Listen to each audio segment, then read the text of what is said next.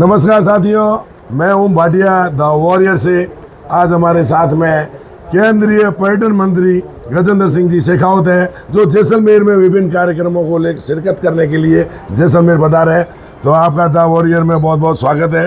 और सबसे पहले तो मैं आपको बधाई देना चाहूँगा कि आपने जैसलमेर के पर्यटन को परवान देने के लिए, पंख को और तेज गति देने के लिए जो आपने साबरमती जोधपुर एक्सप्रेस को जैसलमेर तक विस्तारित किया है, उसके लिए आपका जैसलमेर की जनता की तरफ से बहुत बहुत धन्यवाद और आभार है। बहुत धन्यवाद। और हम चाहेंगे कि और भी कई गाड़ियां जो जोधपुर में रुकी रहती है, तो उनका विस्तार जैसलमेर हो और आपके हाथ से वह हो सकता है। मैं बात करना चाहूँगा जैसलमेर के ज्वलंत मुद्दों की तरफ, जो अभी आप उनसे रूबरू भी हैं। अभी आप रामगढ़ भी गए।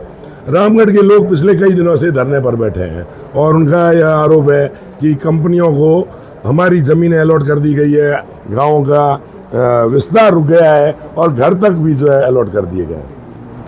मुझे लगता है कि अगर इस तरह की कोई स्थिति हुई है, वो जांच का विषय होनी चाहिए। मैं जब रामगढ़ गया था, मुझे कुछ लोगों ने ज्ञापन दिया है। मैं एक बार जिला प्रशासन से बात करके, निश्चित रूप से अगर किसी की लेजिटिमेट लैंड, किसी की गांव की पट्टाशुदा ज़मीन, आबादी की ज़मीन या गांव के जो है तालाब का कैचमेंट, अगर इस तरह की कोई ज़मीन सरकार से अलॉट भी हुई है, तो निश्चित रूप से उसका समाधान किया जाना चाहिए, उसके अल्टरनेटिव लैंड दी जानी चाहिए। इसमें कहीं कोई, मुझे लगता है कि कोई संशय, कोई वाद विवाद का विषय नहीं हो सकता। लेकिन केवल अप्रीहेंशन बेस पे अगर किसी ने इस तरह की कंप्लेन की, तो उनको भी समझा करके और उनको वास्तविकता से रूबरू कराया जाना चाहिए। आज मुझे विषय मेरे संज्ञान में लाया गया है, मैं जिला प्रशासन से इसके लिए बात करूँ। लेकिन लोगों का कहना है कि बंजर भूमि खूब पड़ी है, लोग विकास के विरुद्ध नहीं है।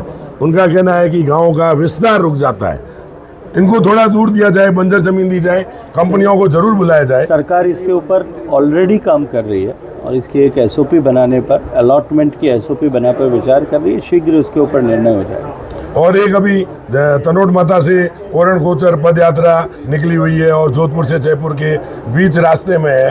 3 महीने का पहले भी समय दिया था धरने को लेकर के, और अभी करीब 1.5 महीने से जो है वो रास्ते पर है।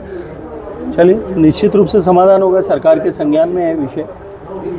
आपकी तरफ से आपने यदि जिस दिन चाहा, आप केंद्र सरकार और राज्य सरकार के बीच में एक महत्वपूर्ण कड़ी है और जैसलमेर को लेकर के आप हमेशा चिंतित रहते हैं। लोगों का यह मानना है कि जिस समय भी गजेंद्र सिंह जी ने इसमें दखलंदाजी कर दी, तब यह मामला चुटकियों में निपट जाएगा। चलिए, सही समय आने पर निश्चित रूप से होगा। हमारे माननीय विधायक दोनों, सारे जनप्रतिनिधिगण इस विषय के ऊपर चर्चा कर चुके हैं। माननीय मुख्यमंत्री से मेरी भी इस विषय को लेकर के चर्चा हुई है। दोनों विषय, खेजड़ी काटने के ऊपर कानून बनाने का विषय और ओरण किस तरह से संरक्षित हो सकते हैं, इन दोनों विषयों पर एक साथ में चर्चा हुई थी। मुझे लगता है जल्दी समाधान हो जाएगा। थोड़ा सरकार के विषय सिस्टम में जो काम चल रहा है, अभी विधानसभा का सत्र चल रहा है, सरकार की प्रायोरिटीज़ दूसरी हो सकती हैं, लेकिन निश्चित रूप से सरकार इस विषय को लेकर के संवेदनशील है और शीघ्र इस विषय में सकारात्मक कार्रवाई होगी।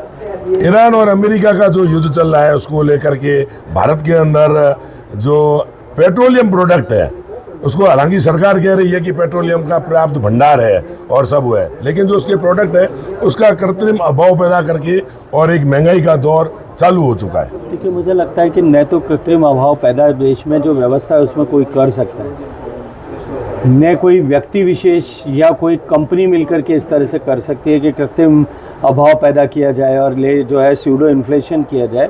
ये भारत के हाइड्रोकार्बन फ्यूल के विपणन की व्यवस्था में कदाचित संभव ही नहीं है, असंभव। सरकार इन सब विषयों पे बहुत संवेदनशीलता के साथ, बहुत जागरूक रह करके काम करती है।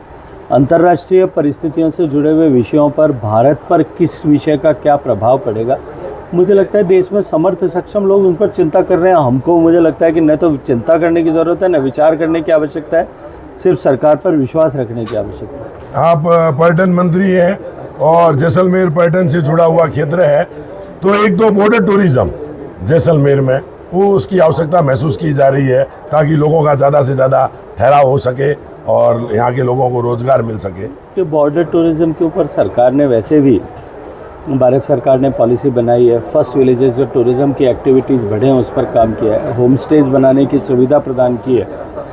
आगे राज्य सरकार को और स्थानीय प्रशासन को मिल करके और अधिक टूरिज़्म एक्टिविटीज़ कैसे बढ़ सकती हैं इस पर काम करने की आवश्यकता है। बॉर्डर एरिया पे भारतमाला एक्सप्रेसवे सड़कों का निर्माण ऑलरेडी भारत सरकार कर चुकी है। कनेक्टिविटी और कम्युनिकेशन इन दोनों को लेकर के कहीं कोई चैलेंज नहीं है। तो बाकी विषयों का निर्णय स्थानीय स्तर पर राज्य सरकार और स्थानीय प्रशासन को करना है। लेकिन मैं इतना अवश्य मानता हूँ, डबल इंजन की सरकार बनने के बाद में जैसलमेर का टूरिज़्म जो है एक बार फिर परवान पर चढ़ा है। आप यहाँ जैसलमेर के जागरूक रिपोर्टर ने एक बार जैसलमेर के सारे होटल ओनर से पिछले साल में उनका सीज़न कैसा रहा है एक बार इस पर चर्चा करके और निश्चित ही उस जानकारी को गहराई के साथ में समझ करके जानकारी को प्राप्त करना चाहिए। जो हवाई सेवाएं जुड़ती है वो सिर्फ क्या है, पैसा भी खूब लेती है और सिर्फ टूरिज़्म पॉइंट तक ही, टाइम तक ही वो सर्विस को चालू रखती है। लोगों की मांग है कि यदि ये थोड़ा लंबा पीरियड रहे तो इससे थोड़ा टूरिज़्म भी ज़्यादा बढ़ता है, स्थानीय लोगों को भी सुविधा मिलती है। विषय मेरे संज्ञान में लाया गया था। कल मैंने एविएशन मिनिस्टर को इसको लेकर के चर्चा की है। बहुत बहुत धन्यवाद आपका। आप हमारे साथ में थे गजेंद्र सिंह जी शेखावत, जो मोदी सरकार में एक सशक्त कैबिनेट मिनिस्टर है। जैसलमेर की समस्याओं को लेकर के हमेशा चिंतित रहते हैं और उसके निदान के लिए प्रयास करते हैं। बहुत बहुत धन्यवाद, बहुत बहुत आभार। बहुत